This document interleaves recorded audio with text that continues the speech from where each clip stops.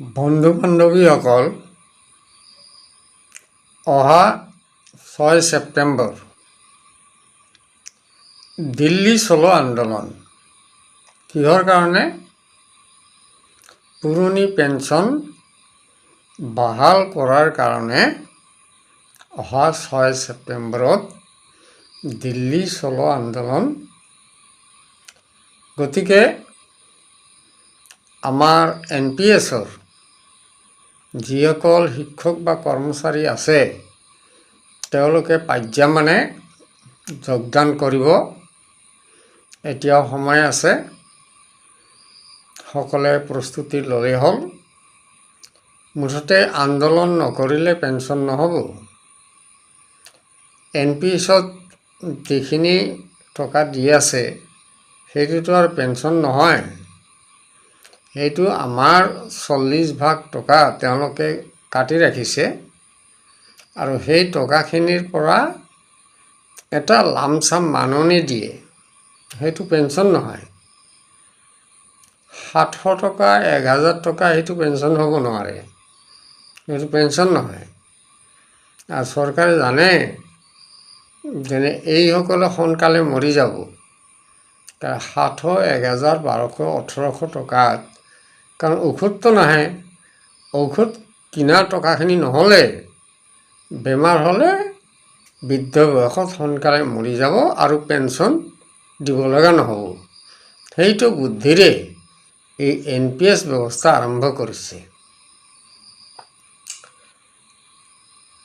25 চনত UPS দিছিল যদিও UPSটো আৰু বেছি বেয়া। তেওঁলোকে 25 বছৰ কাম কৰিলে দৰমহাৰ আধা দিব বুলি কৈছে, লগতে দিয়ে বা দিব।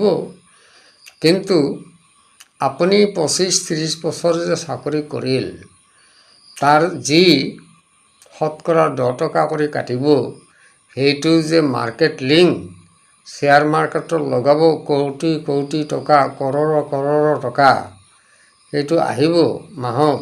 সেই টকাখিনি কি হ'ব? সেই টকাখিনিতো আপোনাক ঘূৰাই নিদিয়ে। এইটো জানে কৰ্মচাৰী শিক্ষকসকলে জানে যে ইমান টকা আমাৰ হ'ব, সেই টকাখিনি গভৰ্ণমেণ্টে ৰাখিব, তেওঁলোকে নিজে খাব টকাখিনি। আমাৰ টকা বেলেগে খাব, আমাক ঘূৰাই নিদিয়ে। তেনেহ'লে UPSটো লোৱা নহ'ব। কেন্দ্ৰত UPS দিছিল, আমাৰ অসমতো আজিলৈকে UPSৰ ফৰ্মে দিয়া নাই। আমাৰ অফিচত ফৰ্মে দিয়া নাই। UPS বা NPSৰ দুখন ফৰ্ম দিব লাগিব যে আপোনালোকে UPS নে NPS বাছনি কৰিব। সেই ফৰ্ম আজিলৈকে দিয়া নাই, কিন্তু মুখ্যমন্ত্ৰী ডাঙৰীয়াই কৈছিল যে আমাৰ অসমতো UPS প্ৰযোজ্য কৰা হ'ল। যদি UPS প্ৰযোজ্য কৰা হ'ল, তেতিয়াহ'লে ইয়াতে ফৰ্ম আপোনালোকে কেলেই দিয়া নাই? কেন্দ্ৰত যদিও দিছিল, মাত্ৰ শতকৰা 4জনে UPS বাছনি কৰিলে। সেইকাৰণে সেই ব্যৱস্থাটো বাতিল হ'ল, UPSটো বাতিল হ'ল।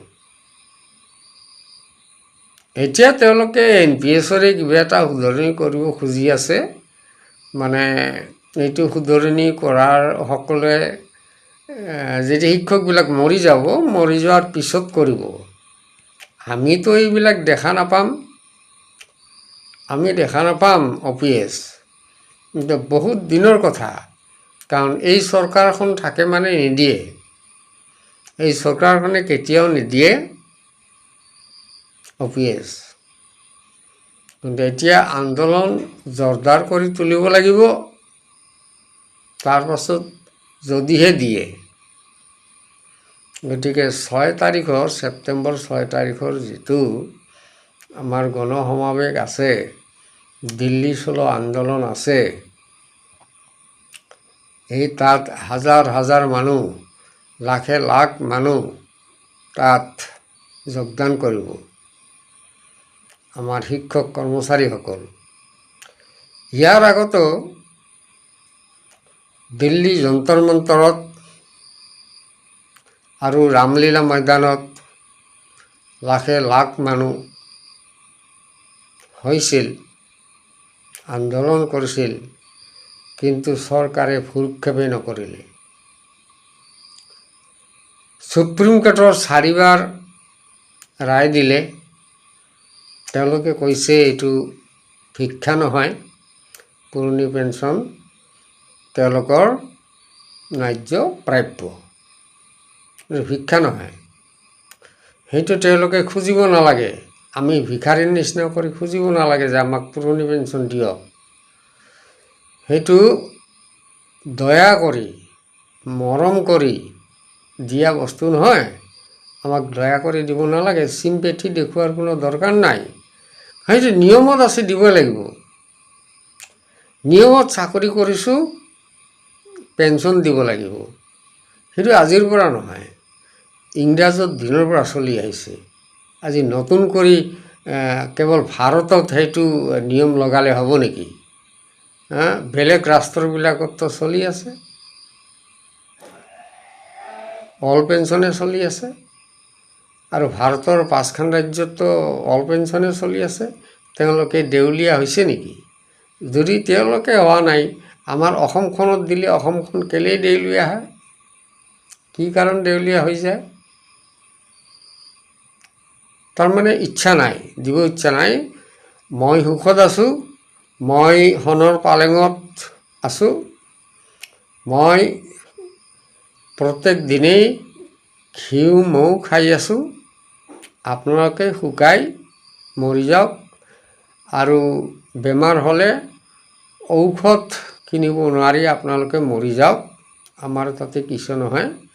এইটোৱেই মানে চৰকাৰৰ ইচ্ছা, যে এওঁলোকে টকাৰ অভাৱত সোনকালে মৰি গ'লে ভাল হয়, এইটোৱে ইচ্ছা। সেইকাৰণে OPS নিদিয়ে। কৈছিল যে 5 চনৰ আগৰ যিসকল শিক্ষক আছে তেওঁলোকক কি দিব? পুৰণি পেঞ্চন দিব। আমিতো 1996 আৰু 93 চনত এপইণ্টমেণ্ট পোৱা 17 তাৰিখে এডভাৰটাইজ দিছে, আৰু 23 তাৰিখে, জানুৱাৰীৰ 23 তাৰিখে ইণ্টাৰভিউ হৈছে, আৰু জানুৱাৰীৰ 31 তাৰিখে আমাৰ এপইণ্টমেণ্ট হৈছে। 1996 চনৰ জানুৱাৰীত, 96 চনৰ জানুৱাৰীত যদি হৈছে, তেতিয়াহ'লে আমাৰ পেঞ্চন হ'ব লাগে। আৰু অভিভাৱকবিলাকৰ পেঞ্চন হ'ব বুলি কৈছে। তেওঁলোকৰ 2001 চনত হৈছিল। অভিভাৱকবিলাকৰ 11 মাহৰ আছিল তেওঁলোকৰ। 11 মাহৰ পিছত তেওঁলোকৰ চাকৰি যাব, কিন্তু তেওঁলোকে সুপ্ৰিম কোৰ্ট কৰাৰ পিছত তেওঁলোকক আকৌ চাকৰিটো দিলে, আৰু তেওঁলোকৰ পুৰণি পেঞ্চন হোৱাৰ এটা আশা আছে। আমাৰ ভাল লাগিছে, আমাৰ খুবেই ভাল লাগিছে যে তেওঁলোকে যদি পুৰণি পেঞ্চন পায় আমি ভাল পাম। আমি ভাল পাম, তেওঁলোকো পাওক আৰু আমাকো পুৰণি পেঞ্চন দিয়ক। আমি যিবিলাক আছোঁ, আমাৰ যিবিলাক চাকৰি, যিমান মানে ডিপাৰ্টমেণ্ট আছে, গোটেই ডিপাৰ্টমেণ্টৰ আমাৰ কৰ্মচাৰী আৰু শিক্ষকসকলক আমাক পুৰণি পেঞ্চন দিব লাগে। এইটোৱে আমাৰ দাবী। ধন্যবাদ।